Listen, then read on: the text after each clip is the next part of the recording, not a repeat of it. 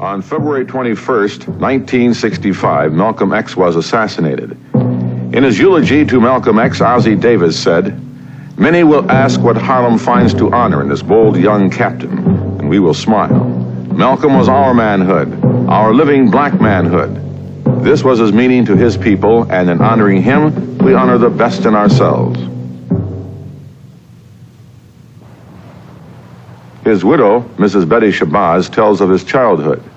Well, his early life, his family was disrupted. His father was killed when he was 6, and his mother later went to a mental institution. So from the time he was about 6 years old on, he reared himself. He was in foster homes and boys' homes until he was about 15. And then he went for a year and a half and lived with a half-sister in Boston. And he was in prison, and it was kind of rugged, really. After his release from prison, Malcolm X became a minister for the Nation of Islam. In his autobiography, Malcolm X said, "No sane black man really wants integration. No sane white man really wants integration. The only solution is complete separation from the white man."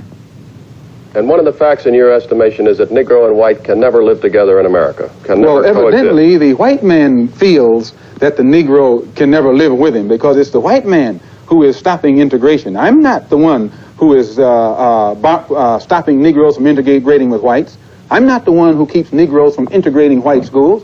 And so don't put the burden of proof on me.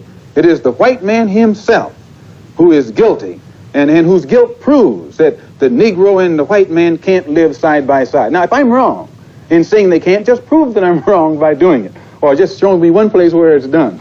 If it can't be done in New York City, it won't be done anywhere in this country. Malcolm X became one of the best-known ministers in the Nation of Islam, but he was silenced for 90 days after the assassination of President Kennedy. Malcolm, would I be correct in saying you're going to initiate a new movement in this country? No, I don't think I'm equipped to initiate a new movement, but it's my intention to take the teachings of the Honorable Elijah Muhammad and make them work on a broader level. Mm-hmm. How long has this been building up, this decision to make the change? Well, I have been able to see for some time that it's that I do run into obstacles in trying to help him within the movement. So I want to help him just that bad, just that much. So it's my intention to try and do it now in the only way that I know how. And I think I can do it better without the restrictions that I would run into by being a part of the Muslim movement in this country. That is, the Muslim movement as it now exists. How severe were the restrictions these past 90 days? Oh, during the past 90 days, they were most severe. I've been completely silent. Not able to talk is a real affliction for you, is that right? Not only have I not been able to speak as a Muslim, I haven't even been able to speak as a man. Actually, going back to that incident, you have told me on other occasions that you didn't actually say you were glad the president was dead. What did you say, Malcolm? No, my subject that day was God's judgment of white America. And I showed the different incidents that had been building up, step by step, the fulfillment of prophecy, and that all of these things that were taking place were the result of some seeds that were badly sown, or some bad seeds that were sown. And the death of the president I referred to as the result of other things, a combination of things. And surprisingly, this is what the whole country was saying, that it was a climate of hate. So chickens coming home to roost means the same thing. And this is what you said, chickens were coming home to roost. Yes. But in no time did you say you were glad the president was dead. No, I did say this, that it pleases me to see that the wisdom of the prophets, these ancient prophets, was so vast that they could foresee these things exactly as they were to come to pass thousands of years ago. This was part of my lecture that day, and they twisted it. In April 1964, Malcolm made his first pilgrimage to Mecca. Malcolm, on your trip abroad, you said you sensed a feeling of great brotherhood, and that conceivably you would be working toward integration in this country now. At least this is what you're reported to have said. Have you any comment on it? I don't think that I ever mentioned anything about working toward integration. If I recall, I pointed out that while I was at Mecca making the pilgrimage I spoke about the brotherhood that existed at all levels and among all people who were there on that Hajj, who had accepted the religion of Islam. I mean, perhaps it could drive some of the racism from this society as it has driven racism from the Muslim society. You accept integration as a possible solution to the racial problem in this country? No, people cloud the issue when they bring in the word integration. Integration can't even be defined. This is one of the reasons why it hasn't been realized. When a letter was written back and it was published in the New York Times, I think Mr. Handler published it, a lot of people felt that he was becoming an integrationist, which was not true. He had gone to Mecca and he had merely written about what he saw, and people reported it as if he had gone there and planted these people there.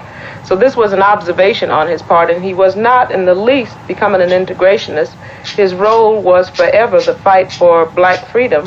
He wanted to raise the level of the struggle from one of civil rights to one of human rights, and he felt that civil rights confined our struggle or our fight for freedom to the borders of the United States.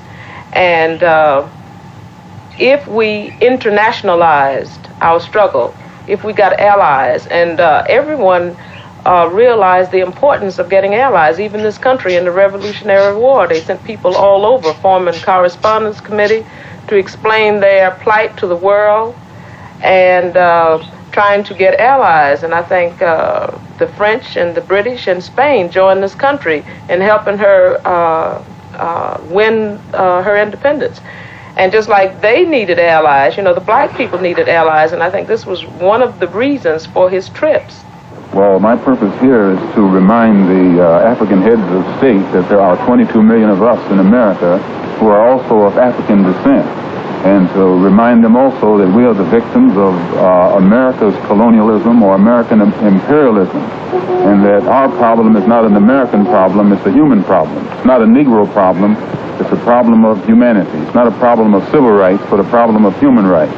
And what do you hope for from this conference? Well, we hope to bring pressure upon them, or rather we hope to impress upon them the importance of their bringing pressure and world opinion upon the United States to take some meaningful effort to solve our problem in America. We want them to help us get our problem before the United Nations and charge America with violating our human rights in the same way that South Africa is charged with violating the human rights of our people in that area.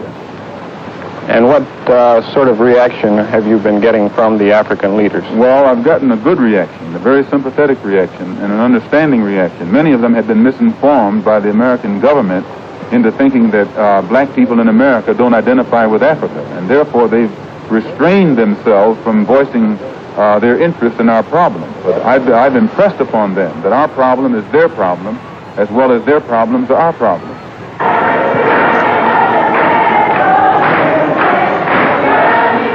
Through continuous struggle, Malcolm X attempted to unify the civil rights movement with black nationalism.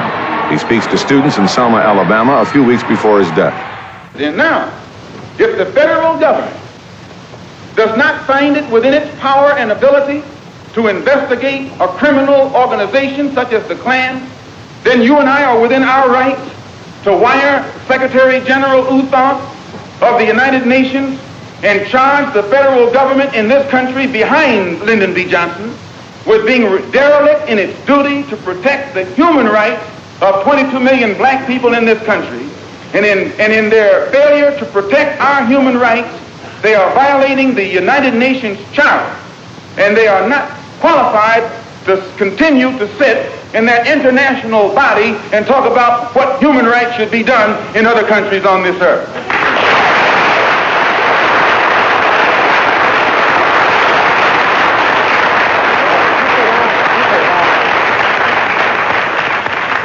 I have to say this, and I'll sit down. Back during slavery, when black people like me talked to the slaves, they didn't kill him. They'd send some old house Negro along behind him to undo what he said. You have to read the history of slavery to understand this. There were two kinds of Negroes. There was that old house Negro and the field Negro. And the house Negro always looked out for his master. When the field Negroes got too much out of line, he held them back in check. He put them back on the plantation. The house Negro could afford to do that because he lived better than the field Negro. He ate better, he dressed better, and he lived in a better house. He lived right up next to his master in the attic or the basement. He ate the same food his master ate and wore his same clothes. And he could talk just like his master. Good diction. And he loved his master more than his master loved himself. That's why he didn't want his master hurt. If the master got sick, he'd say, "What's the matter, boss? We sick?" He was as sick as the master.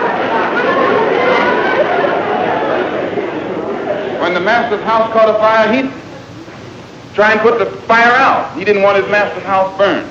He never wanted his master's property threatened. And he was more defensive of it than the master was. That was the house Negro. But then you had some field Negroes who lived in huts, had nothing to lose. They wore the worst kind of clothes. They ate the worst food. And they caught hell. They felt the sting of the lash. They hated their master. Oh, yes, they did. If the master got sick, they prayed that the master died.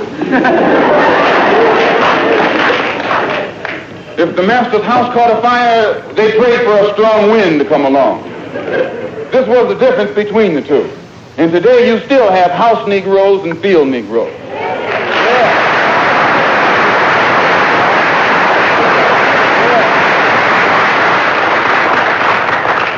I'm a field Negro. If I can't live in the house as a human being, I'm praying for a wind to come along. If the master won't treat me right and he's sick, I'll tell the doctor to go in the other direction. But if all of us are going to live as human beings, as brothers, then I'm for a society of human beings that can practice brotherhood. So before I sit down, I want to thank you for listening to me. I hope I haven't put anybody on the spot. I'm not intending to try and stir you up and make you do something that you wouldn't have done anyway.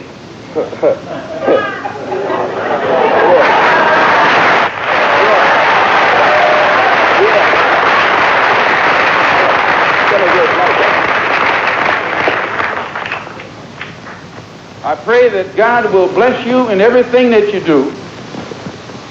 I pray that you will grow intellectually so that you can understand the problems of the world and where you fit into in that world picture. And I pray that all the fear that has ever been in your heart will be taken out.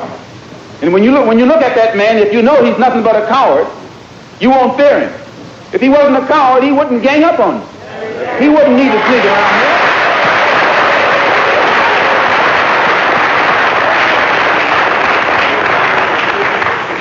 This is how they function. They function in mobs. That's a coward.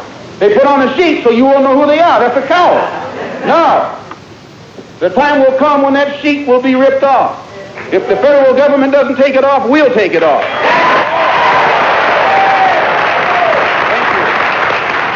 Although some of us may have disagreed with Malcolm X, or we disagree with each other about him, let his going from us serve to bring us together.